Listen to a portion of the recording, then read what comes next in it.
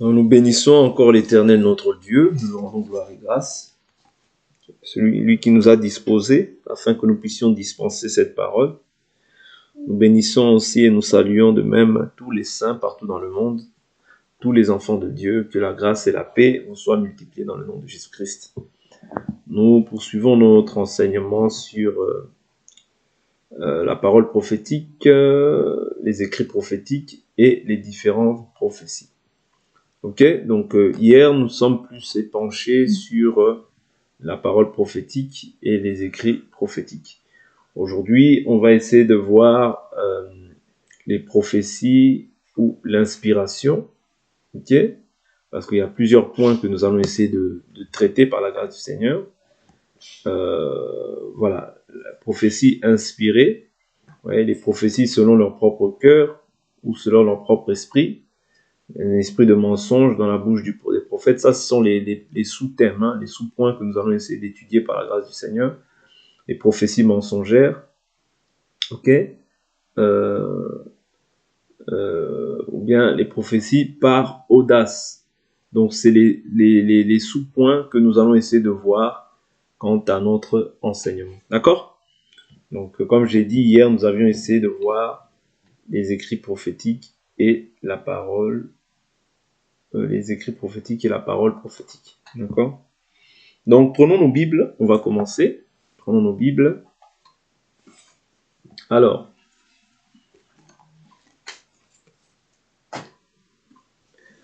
comme je vous ai dit, la foi que nous confessons, la foi en Christ que nous confessons, c'est une foi qui est fondée.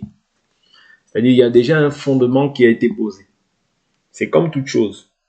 Admettons que tu veuilles construire cette maison. Avant de construire cette maison, pour que cette maison puisse monter, ouais, pour qu'elle puisse monter, qu'elle puisse prendre de la hauteur, il faudrait dans un premier temps que les fondations soient bonnes. D'accord? Si même la maison fait 10 mètres de haut, je prends un exemple, 80 ou 100 mètres de large, si la fondation n'est pas bien posée, tôt ou tard, qu'est-ce que ça va faire? Elle va s'effondrer. Même si tu es allé vite, on se dit, oh là là, cette maison-là, elle est montée très très vite, hein? Et qu'est-ce qu'elle est belle!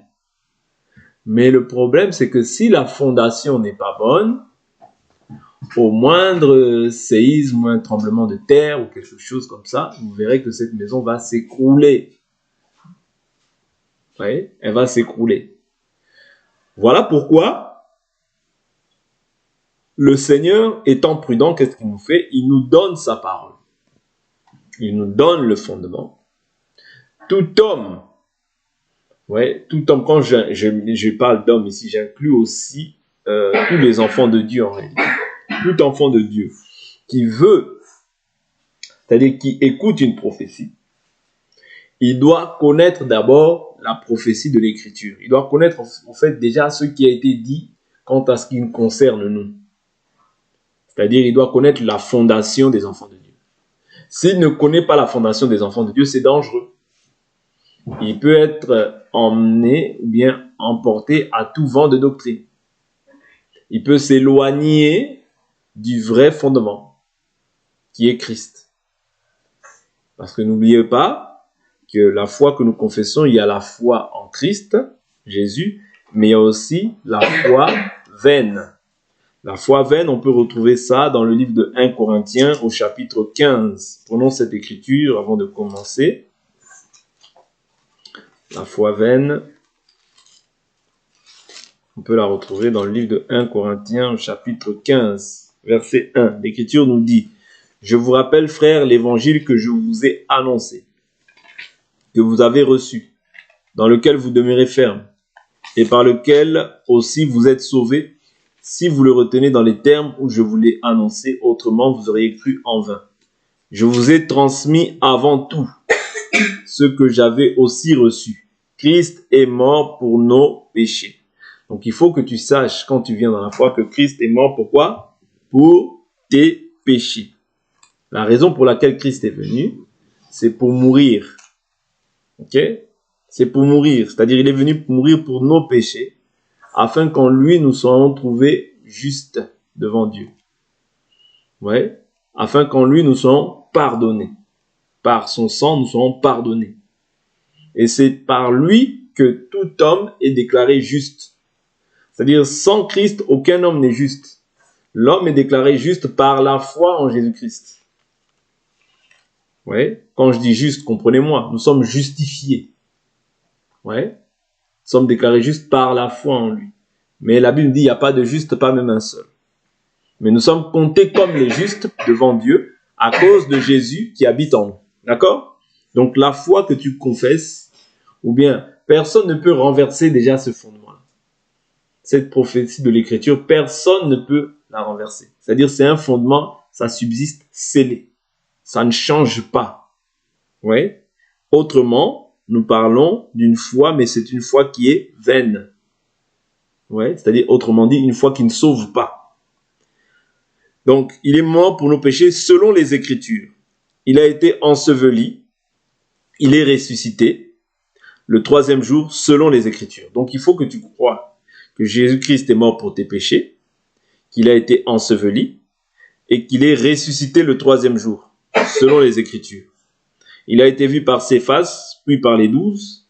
Ensuite, il a été vu par plus de 500 frères à la fois, dont la plupart sont encore vivants et dont quelques-uns sont décédés.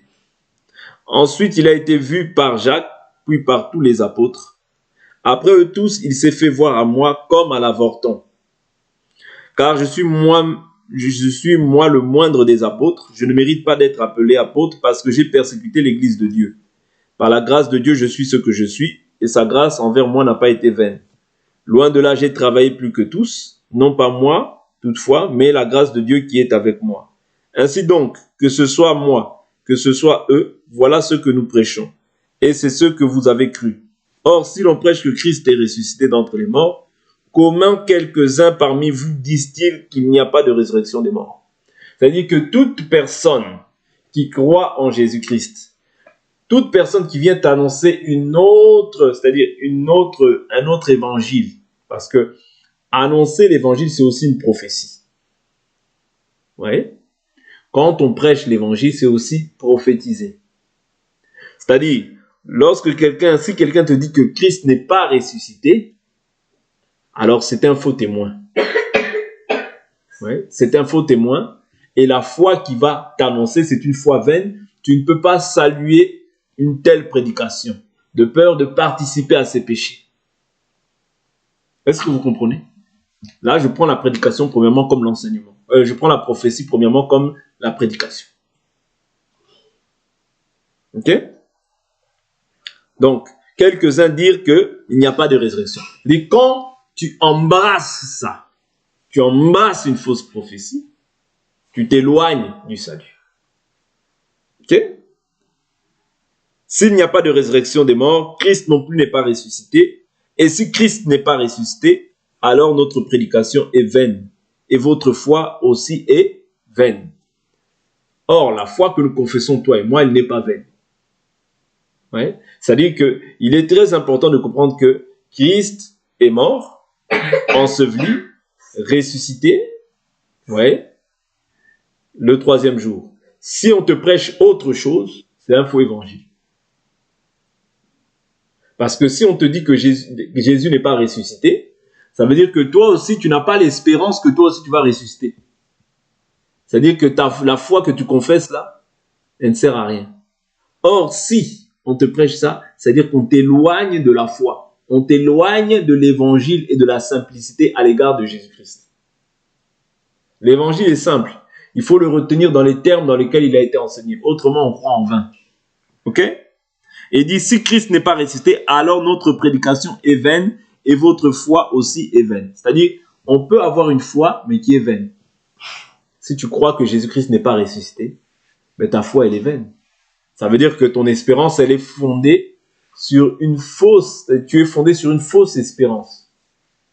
Et être fondé sur une fausse espérance, c'est tout simplement ne pas être sauvé. Ça veut dire que tu n'es pas sauvé.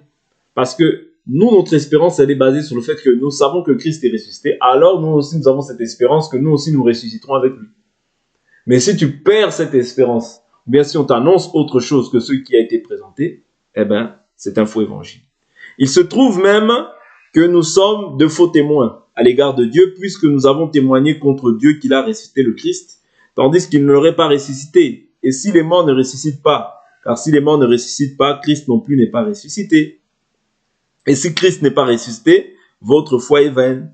Vous êtes encore dans vos péchés. Et ceux qui sont morts en Christ sont perdus. Si c'est dans cette vie seulement que nous espérons en Christ, nous sommes les plus malheureux de tous les hommes. C'est-à-dire si c'est dans les voitures, dans les maisons, dans tout ce que tu peux acquérir sur cette terre, tu es le plus malheureux des hommes. Oui. Donc nous, notre espérance est basée sur la résurrection. Je crois, parce que j'ai aussi cette espérance, que je vais ressusciter. Voilà pourquoi Jésus, de son vivant, a dit que vos cœurs ne se troublent point. Croyez en Dieu, croyez aussi en moi. Il y a plusieurs demeures dans la maison de mon Père. Si tel n'était pas le cas, je ne vous l'aurais pas dit, mais je m'en vais vous préparer une place, afin que là où je suis, que vous y soyez aussi. C'est-à-dire que tout enfant de Dieu doit avoir cette espérance-là, par rapport à ce que Jésus a dit, qu'il est parti nous préparer une place, afin que là où il est, que nous aussi, nous serons avec lui. Ok? Donc c'est ça ton espérance. N'oublie pas, ne perds pas cette espérance de vue. Autrement, tu vas t'éloigner de la foi que Christ nous a présentée. Ok? Donc, je prends maintenant les prophètes ou l'inspiration. Je prends 1 Corinthiens 14. Parce qu'il y a des gens, nous sommes dans une génération où beaucoup de gens sont inspirés. Ouais. Beaucoup de gens pensent que leur inspiration vient de Dieu, mais leur inspiration ne vient pas de Dieu. Qu'est-ce qu'une inspiration qui ne vient pas de Dieu? Parce que l'inspiration, ouais, pour qu'elle vienne de Dieu, elle doit être déjà fondée sur ce qui est écrit. Ok? Quelqu'un qui dit moi j'ai été inspiré, c'est bien, il n'y a pas de souci. Ou bien, oh Dieu m'a révélé quelque chose, c'est bien, il n'y a pas de souci. Mais si ce que toi tu dis et ce qui est écrit ne s'accordent pas, alors tu es un menteur. Prenons 1 Corinthiens chapitre 14. 1 Corinthiens chapitre 14. Je prends une écriture, je prends à partir du verset 34. Comme dans toutes les églises des saints, que les femmes se taisent dans les assemblées, car il ne leur est pas... Je suis 1 Corinthiens 14, verset 34. Il ne leur est pas permis d'y parler, mais qu'elles soient soumises, comme le dit aussi la loi. Si elles veulent s'instruire sur quelques points, qu'elles interrogent leur propre mari à la maison, car il est malséant à une femme de parler dans l'église. Est-ce de chez vous que la parole de Dieu est sortie, ou est-ce à vous seul qu'elle est parvenue? Si quelqu'un croit être prophète ou inspiré, qu'il reconnaisse que ce que je vous écris est un commandement du Seigneur. Et si quelqu'un l'ignore, c'est qu'il est ignoré de Dieu. Vous voyez? Si quelqu'un ignore ça, c'est qu'il est ignoré de Dieu. C'est-à-dire, quelqu'un peut être prophète ou inspiré. Ok? Mais son inspiration ne peut pas dépasser ce qui est écrit. Voilà pourquoi Paul, qu'est-ce qu'il dit? Sachant qu'il y aura des gens qui seront inspirés ou des gens qui se prétendront être prophètes, qu'est-ce qu'il dit dans le livre de 1 Corinthiens, je crois, 1 Corinthiens chapitre 4, qu'est-ce qu'il dit? Il dit, frère, 1 Corinthiens 4, verset 6. Il dit, frère, j'ai usé de ces images à propos d'Apollos et de moi, à cause de vous. Vous apprendrez ainsi en nos personnes à ne pas aller au-delà de ce qui est écrit. Et nul de vous ne s'enorgueillira en prenant parti pour l'un contre l'autre. Vous voyez? C'est-à-dire que il a fait quoi? Il a dit, vous apprendrez ainsi à nos personnes à ne pas aller au-delà de ce qui est écrit. C'est-à-dire qu'un enfant de Dieu, c'est celui qui ne doit pas aller au-delà de ce qui est écrit. La base solide subsiste scellée. Okay? Le fondement que nous annonçons subsiste scellé. Toute inspiration qui ne cadre pas avec ce qui est écrit, c'est une inspiration. Nous n'en doutons pas, mais c'est une inspiration du diable. Si quelqu'un vient, par exemple, comme nous avons vu dans 1 Corinthiens 14, et dit que la femme peut enseigner quand même, vous voyez, nous sommes au 21e siècle, ou bien quelqu'un qui te dit, oh oui, non, tu vois, Paul disait ça parce que les femmes de Corinthe, il fallait mettre de l'ordre.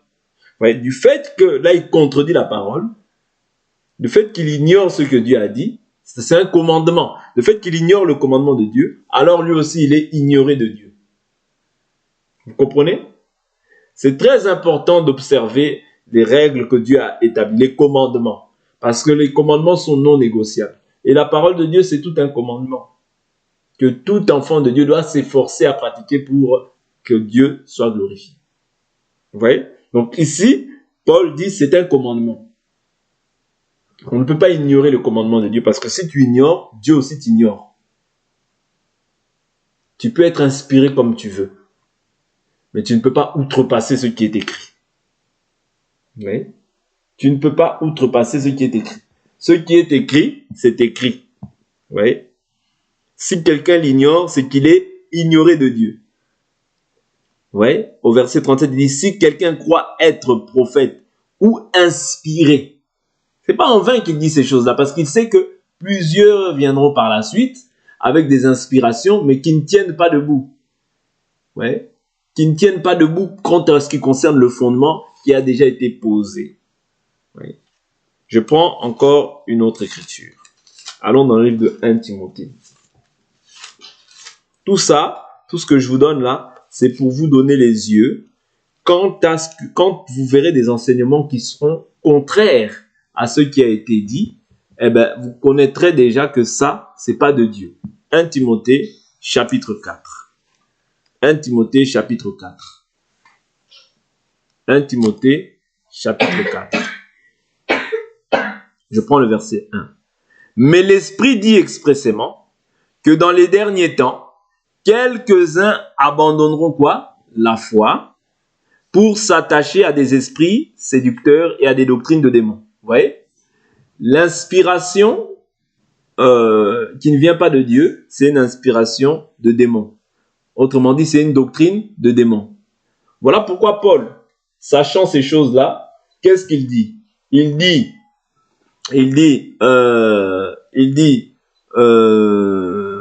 dit quoi? Des esprits séducteurs et des doctrines de démons par l'hypocrisie de faux discoureurs. Vous voyez? C'est-à-dire, c'est toujours des faux qui vont venir annoncer des fausses doctrines. C'est pas les vrais qui vont annoncer des fausses doctrines. Non, c'est toujours les faux qui viennent annoncer des fausses doctrines. Oui. Marqués au fer rouge dans leur propre conscience. Ils prescrivent de ne pas se marier. Oui. C'est-à-dire, si tu entends quelqu'un te dire que, oh non, nous, dans notre église, nous ne pouvons pas nous marier, comprends que c'est une fausse doctrine. Oui. Comprends que c'est une fausse doctrine. Il dit, oui, mais moi, Dieu m'a inspiré ça. Dieu m'a inspiré ça. Là, Paul en parle.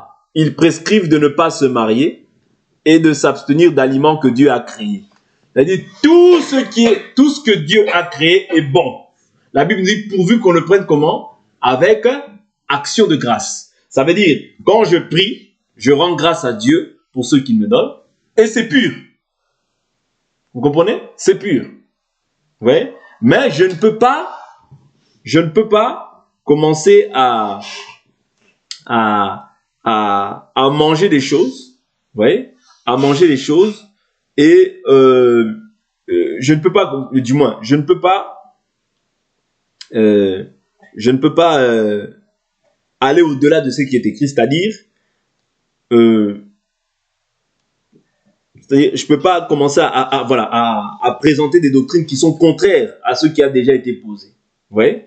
À ce qui a déjà été posé. Donc, moi, ce que je dois faire, c'est m'appuyer sur ce qui est écrit. Un enfant de Dieu, c'est celui qui s'appuie sur ce qui est écrit. Très important. Ne t'appuie pas sur les raisonnements humains. Parce que nous, 2 Corinthiens 10, verset 4, nous dit quoi? Nous renversons quoi? Les raisonnements, les forteresses et toute hauteur qui s'élève contre la connaissance de Dieu. Nous amenons toute pensée comment? Captive à l'obéissance au Christ. Est-ce que vous comprenez? Est-ce que vous comprenez? Ouais. Nous amenons toute pensée captive à l'obéissance au Christ. Et nous renversons quoi? Les raisonnements. Nous renversons. Ok? C'est très important. Donc là, la Bible nous dit quoi? Or, tout ce que Dieu a créé est bon. Tout ce que Dieu a créé est bon. Tout. L'hippopotame, c'est bon. La girafe, c'est bon. Même le lion, tu peux manger. Tu pries, tu rends grâce, tu manges. S'il n'y a rien à manger, tu peux manger. Jésus a déclaré tous les aliments purs. Ce n'est pas ce qui entre dans la bouche, dans le ventre de l'homme qui souille l'homme, mais c'est ce qui en sort. Qu'est-ce qui sort? La haine, la jalousie, l'orgueil, la médisance, la calomnie, les grossièretés, l'animosité, la prostitution, les vols, le meurtre. Tout ça, c'est ça qui souille l'homme. C'est pas ce qui entre qui souille l'homme. Vous comprenez? C'est pas ce qui entre qui souille l'homme, c'est ce qui sort. Ce qu'il y a dans le cœur, ce qui sort, c'est ça qui souille l'homme. Est-ce que vous comprenez? Donc quand tu vois quelqu'un qui te dit « Oh, nous, on ne mange pas ça, on ne mange pas le porc, on ne mange pas telle chose, on ne mange pas telle chose », comprends que c'est une doctrine de quoi? Démon. Oui, mais moi, c'est Dieu qui m'a convaincu. Démon, doctrine de démon. La parole subsiste comment? Scellée. Tu ne peux pas être inspiré, Dieu ne peut pas t'inspirer, Dieu ne peut pas contredire sa propre parole. Entendez-moi bien, hein? Dieu ne peut pas contredire sa propre parole. Oh non, nous on ne mange pas de porc parce que nous on est musulmans. Démon, doctrine de démon. Est-ce que vous comprenez? Oh nous les Kimangis on ne mange pas de porc. Doctrine de démon. Oh non, nous on ne mange pas de bœuf. Doctrine de démon. Oh nous les catholiques, les prêtres, on ne se marie pas. Doctrine de démon. Ils ont été inspirés, oui, mais c'est les démons qui les ont inspirés. Parce que Paul dit quoi? Galates chapitre 1. Galates chapitre 1. Galates.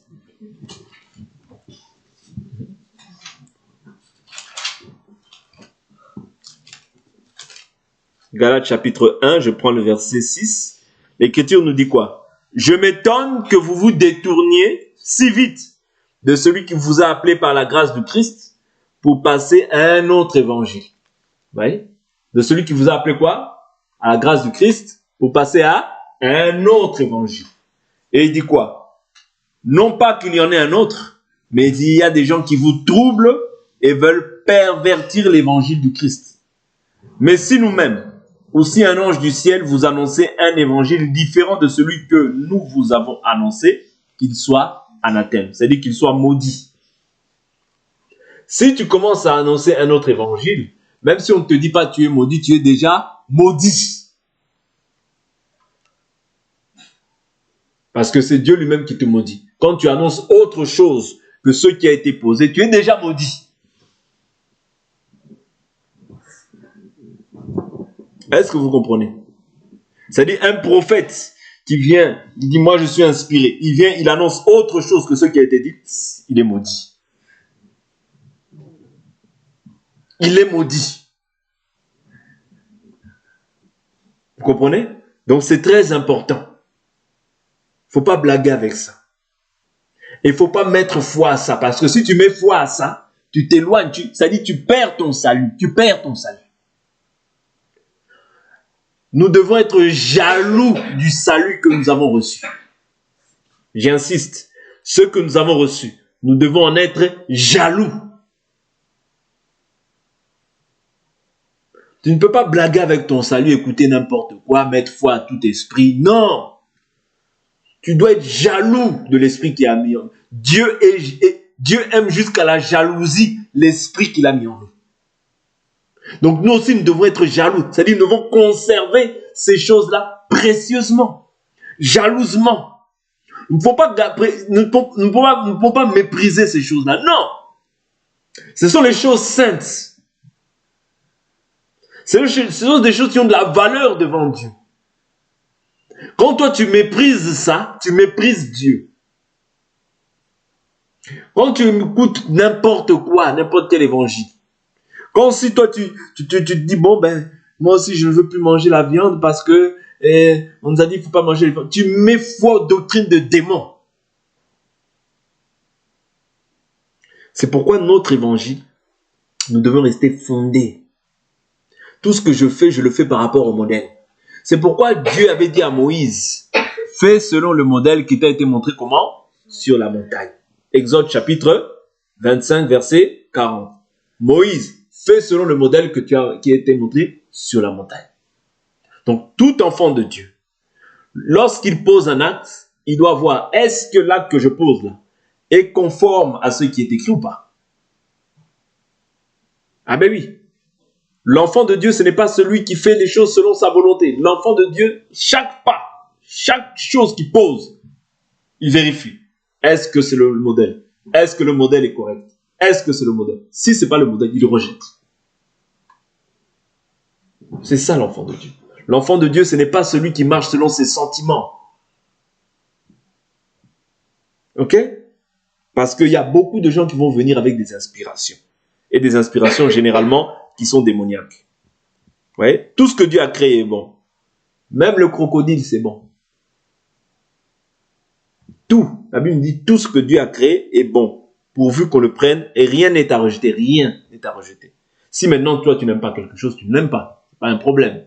Mais tu ne peux pas commencer à dire si l'autre mange ça, toi tu ne peux pas commencer à dire ah il mange ça. Non. Tout ce que Dieu a créé est bon. Il est libre de manger ce qu'il veut. Pas la chair humaine. D'accord? Pas la chair humaine. Mais, c'est-à-dire les animaux que Dieu a donnés en nourriture pour les hommes, il peut les manger. Vous voyez? Quand je dis pas, donc, j'exclus ici la chair humaine. Ok? Bon, on ne mange pas la chair humaine. D'accord? Donc, car tout est sanctifié par la parole de Dieu et par la prière. En exposant cela aux frères, tu seras un bon serviteur du Christ, Jésus, nourri des paroles de la foi et de la bonne doctrine que tu as exactement suivie. Ouais. De la bonne doctrine. C'est-à-dire, il y a une bonne doctrine et il y a une fausse doctrine. Et généralement, ceux qui viennent avec la fausse doctrine, c'est des gens qui sont souvent inspirés. Oh, j'étais inspiré. Je suis inspiré. Oui. Tu te réveilles, j'ai fait un rêve. J'ai fait un rêve. Tout rêve, si ça ne demeure pas sur ce qui est écrit, nous le rejetons au nom de Jésus-Christ. Oui. Parce que nous ne mettons pas foi aux rêves. Notre foi n'est pas fondée sur les rêves. Notre foi est fondée sur ce qui est écrit. Au commencement était la parole. La parole était avec Dieu et la parole était Dieu. Donc tout ce qu'on fait, on le fait selon le modèle. Ok? Donc c'est très important. Je prends un autre passage. C'est pas pour rien que Paul dit ces choses, parle de ces choses-là. Pourquoi? Parce qu'il sait que beaucoup vont venir, non, ne vous mariez pas. Non, ceci, cela. Et ils vont faire des doctrines tout autour de ces choses-là. Oui. Or, Dieu a dit, multipliez-vous et remplissez la terre. Ok? Donc c'est très important. Alors, je prends encore une dernière écriture. On va s'arrêter là pour aujourd'hui. Alors, prenons une écriture.